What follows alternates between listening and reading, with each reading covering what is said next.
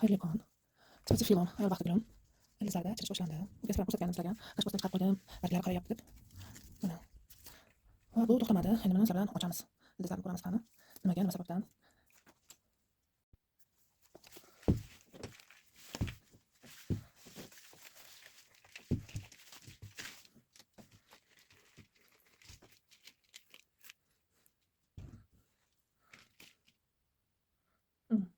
Mana. Go'zalimizning ildizlari chirigan.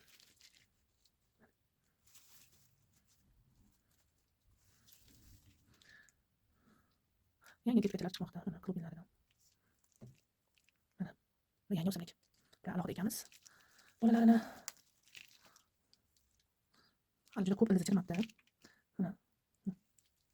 Kapillar ildizlar chirishni boshlagan ekan. Qaramiz, harakat qilamiz. Spati film lekin bunaqa ildizlarni ochib, bezak qilganini yomon ko'radi.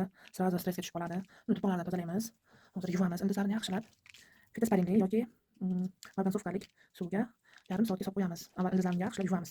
Ildizlari chirimagan ekan. Mana ildiz chirigan ekan. Chirigan ildizlarni olib tashlaymiz. Chirigan ildizlar o'zishni qo'lingizga tushib kelaveradi.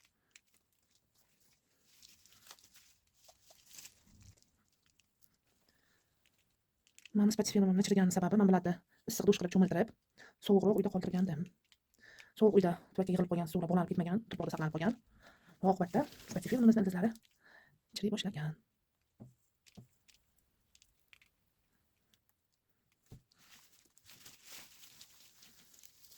Endi ildizlarni hammasini ochmasak bo'lmaydi. Bu spati filmni endi bo'lamiz.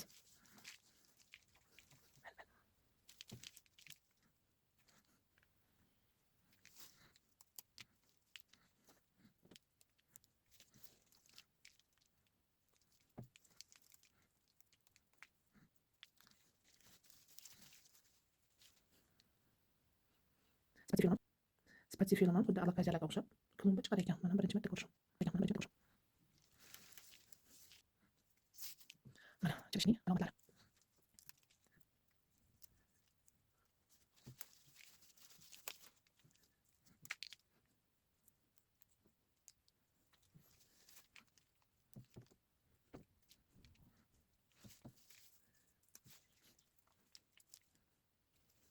So'g'ron ekan. Mana barglari ham yaxshi.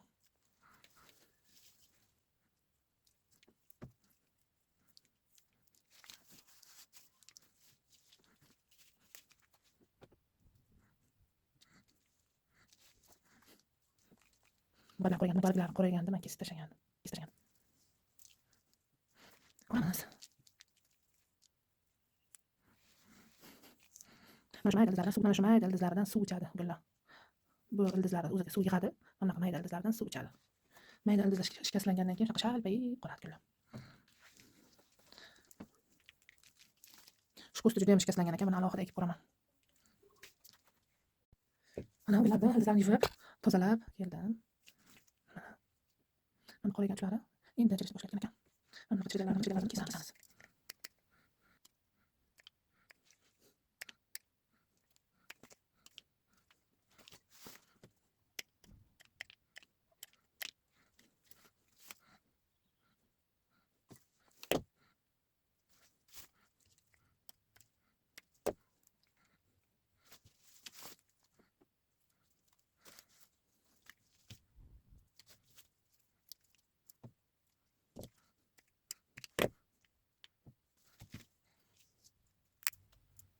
Yangi ildizlar chiqarib, degan umid ketadi degan umiddaman. Mana bunisi lekin ahvoli chatoq. Buni endi kesamiz.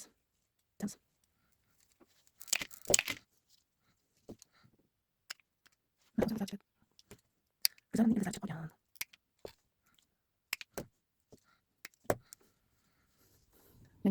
Yangi hayot yashashga harakat qiladi. Buni endi suvga solib, ildizlar chiqaramiz.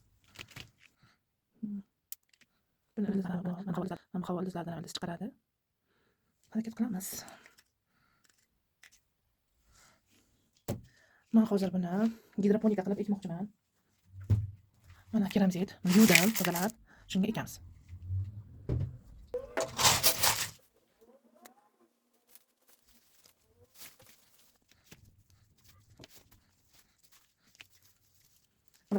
Avval gidroponika usulida ekmaganman. Ko'ramiz nima bo'ladi. Ehtiyotkorlik bilan joylashtirib olamiz ildizlarimizni. Bu 1,5 litrlik gorshok.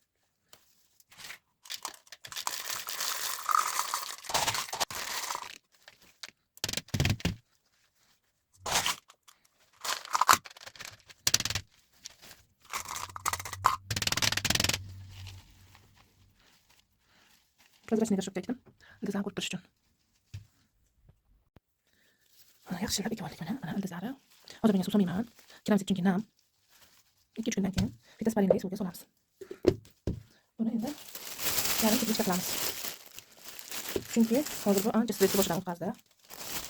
Kechgacha qilsak o'ziga kelishi osonroq bo'ladi.